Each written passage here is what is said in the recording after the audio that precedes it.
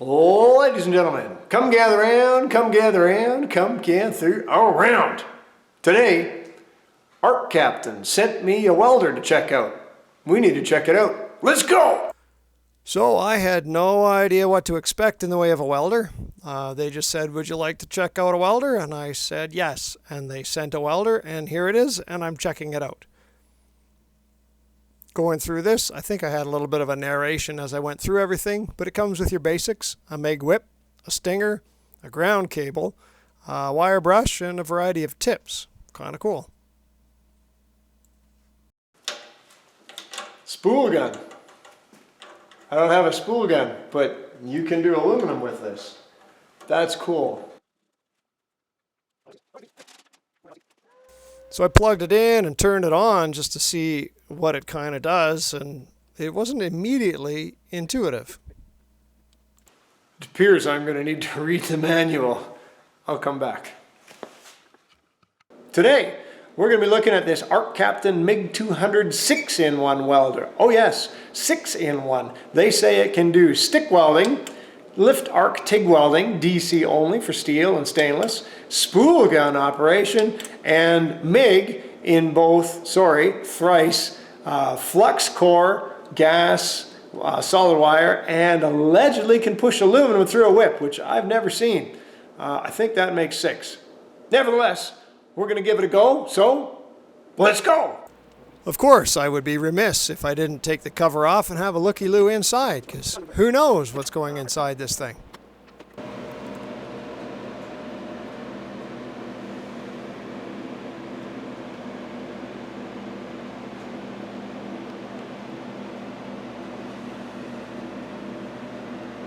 I don't envy the guy who soldered that.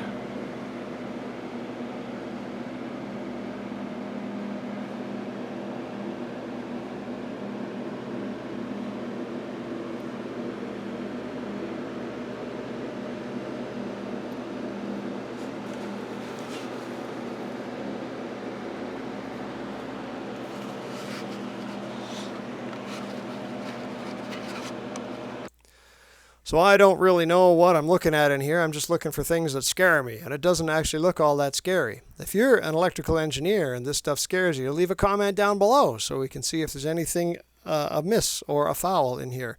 But it looked pretty reasonably well assembled for me, and even some of the stuff is uniform and OCD appealing. This came with a really, really nice stinger, nicer than all the ones I have with machines at work. I don't do stick welding. I don't care for it. But we're just going to play with it here. For all my tests here, I'm running it fully off a 220. And we'll see how we do.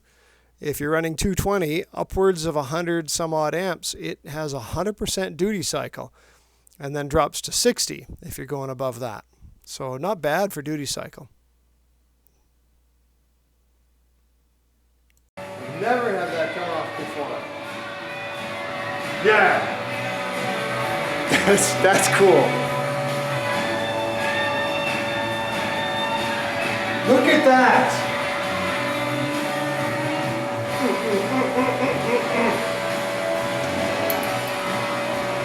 So that was the first go with stick on this machine, and I was very pleased. I've never seen the coating peel off like that. So then I went to MIG welding. I've got a lot of experience behind MIG, and I wanted to try this thing at its thinnest metals, down to, I've got it on 40 amps, and I believe this is probably 18 gauge steel, and trying a variety of different cuts. This is in the spot weld mode, where it should be relatively consistent in how much it burns and how big the puddle is going to be for spot welding. And I tend to use 023 wire, and I'm just going to change it to 035 because this doesn't feed the wire fast enough to do 180 amps with 023. So 035 to pull out the big guns.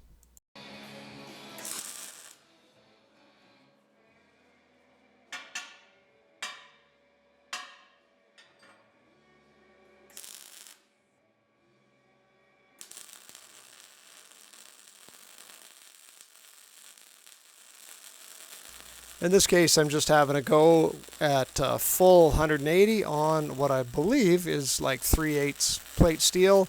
I chamfered it and didn't leave quite enough gap between the two pieces, but I wanted to see how well this thing could burn into some pretty significantly thick metal. And it seemed to do a pretty good job of that. Except I didn't get enough penetration, but that's my own fault, not that of the welder.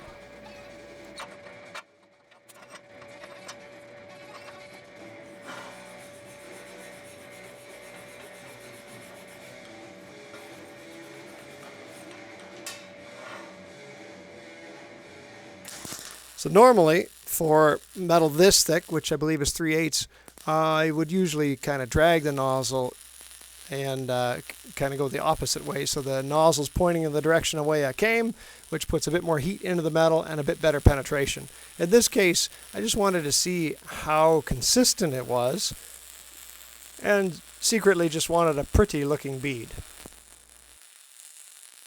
Also, wow. And then I just have to show off the slag as it peeled off, because that's just cool. There is sort of a hidden menu mentioned in the manual where you can change some of the system parameters. You just got to hold down that button while you turn it on, and then each of the welding modes have their own numbers of parameters. And the manual will tell you what each parameter does, and you can kind of change it or play with it. Like the spot welding mode, you can change how long it spot welds for.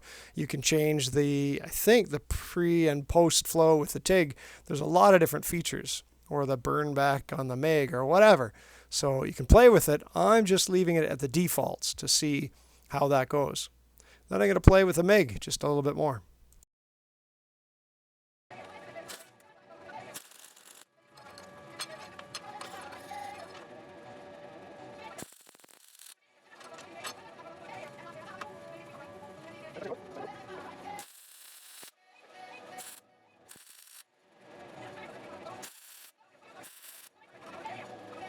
And here I'm playing with the hard and soft arc settings, and I really noticed no significant difference. Maybe I just don't have the eye for it. You could always leave a comment and tell me what I'm supposed to be looking for, but I really didn't see any difference with how it balled up at the end or how it welded. So apparently this can do lift arc TIG. Setting it to the mode for TIG, it'll do down to 20 thousandths all the way up to 200. And incidentally, this is the only feature that actually does a full 200 amps. The rest will max at 180. To find out if it works, I borrowed a TIG torch that's probably older than me. Let's give it a go.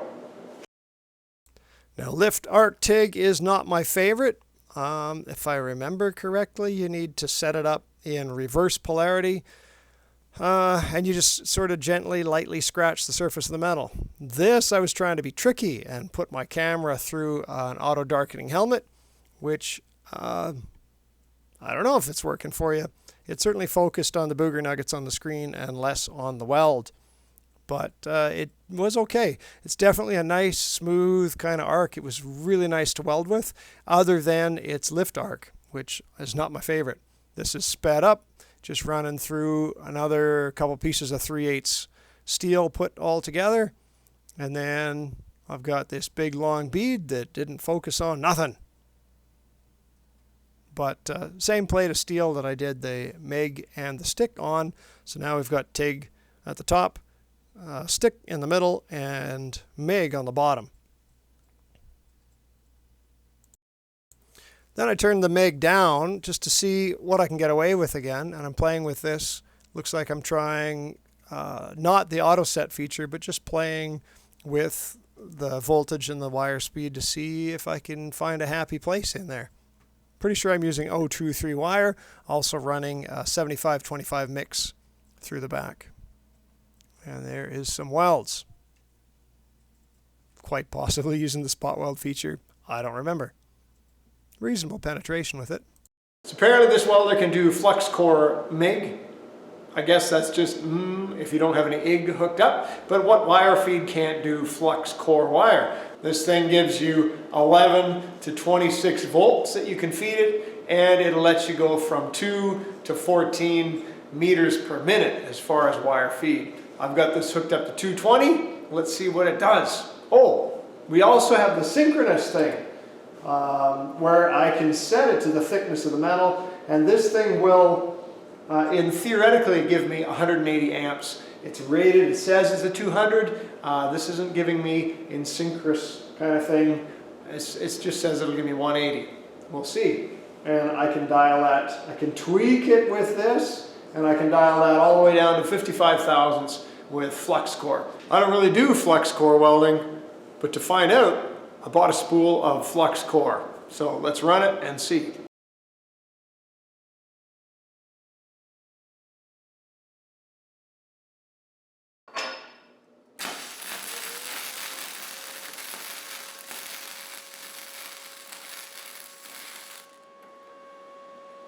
It's not very hot. Let's crank that baby up.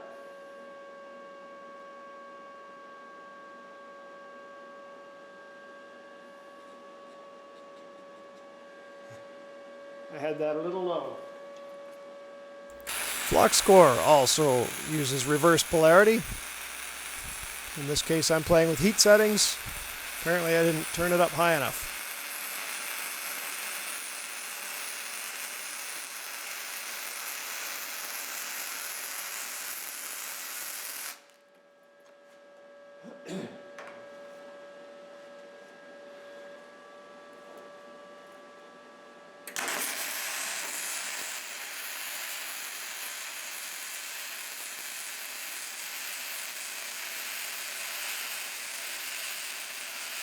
Apparently, flux core can penetrate a lot deeper than the other types of welding. It's also handy for doing outside because it's not really affected by wind and such.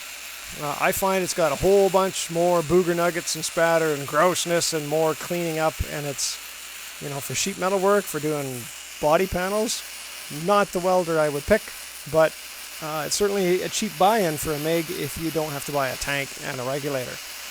I don't really do flux core, but right now I'm doing flux core.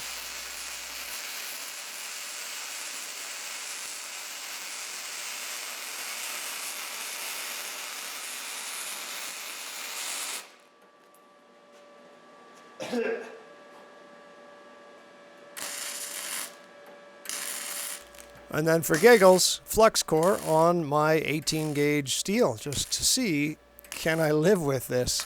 Is it doable? Am I going to be okay with it? Not my favorite.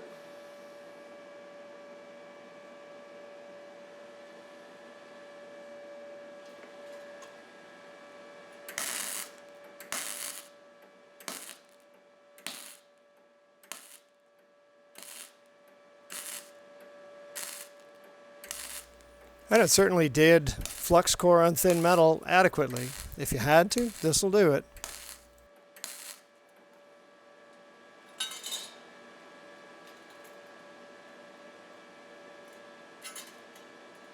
It'll work. Not my favorite.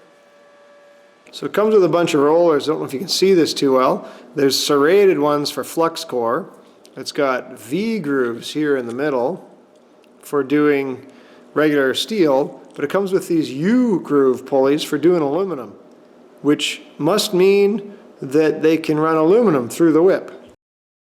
So to find out, I hooked up a spool of 035 aluminum, ran it through the whip, and hooked it up to straight argon just to see if this would have a go. What I'm not showing is the endless bird's nest that resulted from trying to run aluminum through the whip. So if they give you U-groove pulleys to push aluminum through the whip, we got to be able to push aluminum through the whip. However, you're not going to be able to push aluminum through this whip. I've tried, it just balls up. But to find out, I ordered a Teflon Liner, which might allow us to push aluminum through the whip. Then you don't have to buy a spool gun. Let's find out. So removing the original liner isn't that big a deal. Just undo a nut, slides the whole thing out. Then you can put the whole thing through. I bought one longer than I needed, so I had to cut it to length, which is probably par for the course. And then put in the right grooves, put in the right spools, hooked up to straight argon, and gave it a go. Alright, so we are still that one. We are doing aluminum MIG. We've got 035 wire. We're doing MIG. In theory, it'll go up to 160 amps. Okay.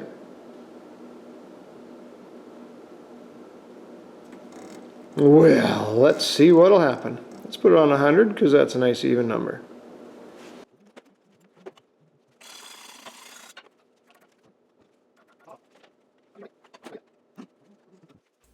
So yeah, that quickly. I don't even think I got a bead happening there, or I just forgot to record it, but we had a bird's nest, so we cleaned out the bird's nest and then put it all back together.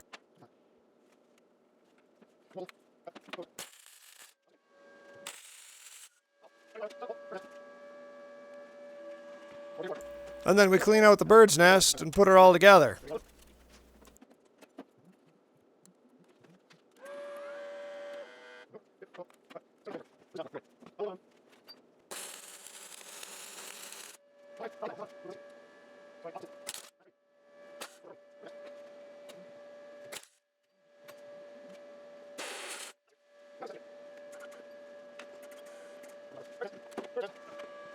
And then we clean out the bird's nest and put it all together.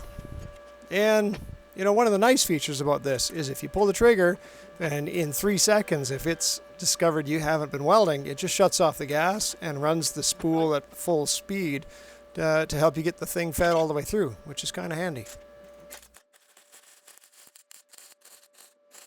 For giggles, I figured I would just try this on some 050 aluminum plate that I've been sticking together, just to see how it would work. Then some 1/4-inch plate, because I had some, but didn't have all that much fun.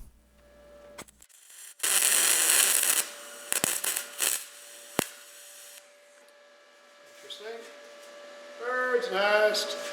Cleaning out the bird's nest. Okay, my last try. This is 3/32 aluminum. Scraped it down. I'll try a shot with that, which is 093. I'll put it on 095. No, I'll put it on 100 just for giggles. See if it burns through. Helmet.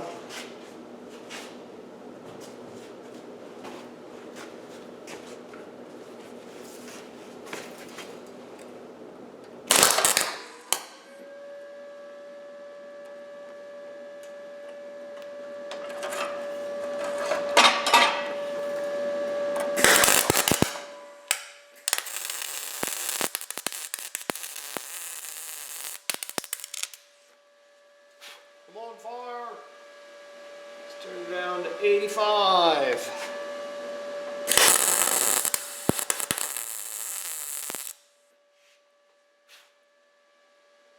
turn it down to 70.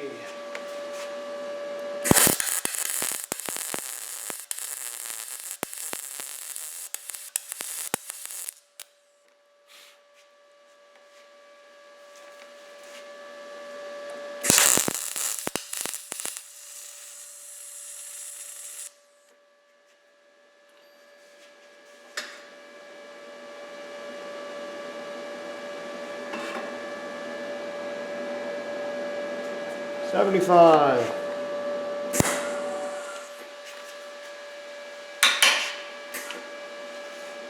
Bird's nest. So I'm going to say no.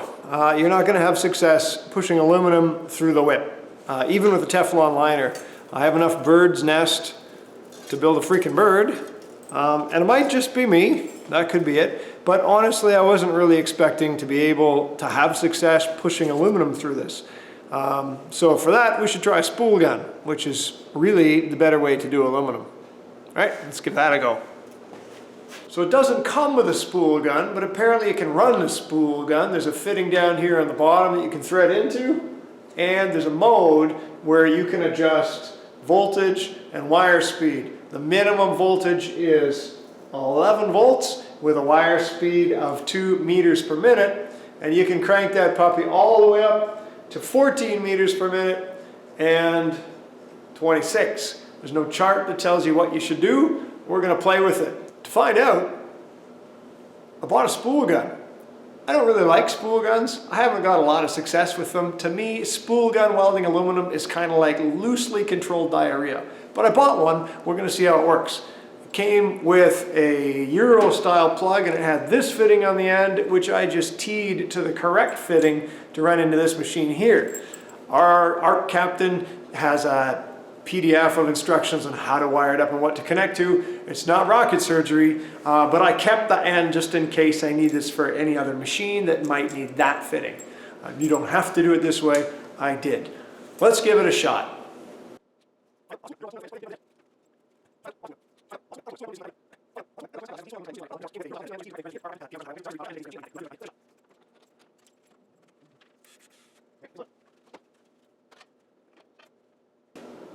And to spool gun aluminum, you need straight argon.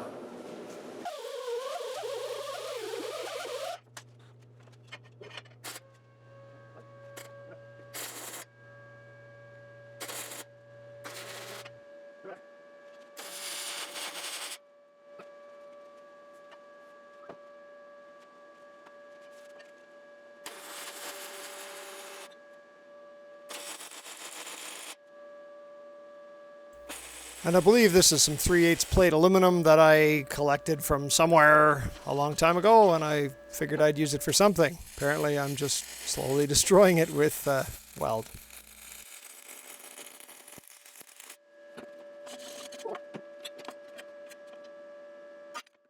So we did a pretty thorough test of the ArcCaptain MIG-200. We did stick welding, where I pulled off the best, most beautiful stick welded bead I've ever done in my life. That was a surprise.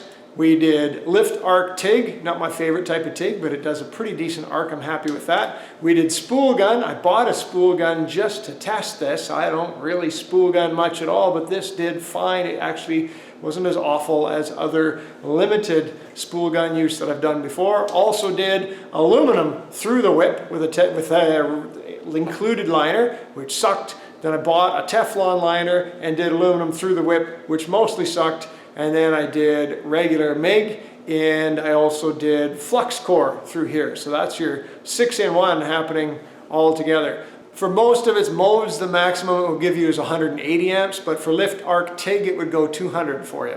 But it's still pretty acceptable. Of the MIGs that I've used that have an automatic setting feature, usually I don't like the automatic setting because I tend to run just either a little bit hotter with the same wire feed or a little bit less wire feed. And so the automatic setting features don't always work as happy as I'd like. This one's pretty good in the ballpark, but what I love is I can go here and add like 3 more volts or take it away. And this I really liked for the way I weld. It doesn't have a chart on the inside, so the synergic way is a decent way to go, or you just got to play with it to try and figure out the settings and then remember what they are if you don't weld with this thing every day. One of the features I didn't try in MIG mode is the 2T or 4T setting, and that's really just a switching feature where you can pull the trigger and it just starts welding, and then you can kind of work the torch to wherever you need it to be for a really long bead and then hit the trigger again to shut it off. I don't weld that way. For what I do, it probably is going to be just fine. It's only a switching method. It shouldn't affect the way it welds. But I did try the spot weld, which I think would be handy for doing sheet metal and restoring old vehicles and welding in thin panels where you want to be very consistent in that spot weld feature. So I liked that. That was kind of cool. I like that it alters things automatically depending on the gases that you feed. I always run mix with my MIG, and I have straight argon with my TIG, so those are the gases I used. It'll alter things for CO2, which needs a little bit of a different setting. It'll alter things if you're doing stainless, but it seems to do fairly well. This manual is really good. Like it reads well. Someone proofread it who understands the nuances of one of the most challenging languages on earth. But this is pretty good. A wealth of information, goes through all the features, gives you tips on how to weld, and really helps you along with making the most out of this welder. So I'm impressed with this. Often I don't care for the manuals, but this was a good manual. Comes with an acceptable whip, comes with a killer stinger, does not come with a regulator, does not come with a TIG torch, does not come with a spool gun, but can run all of those. You'll probably have limited success pushing aluminum through here. I did not find the magic on that one.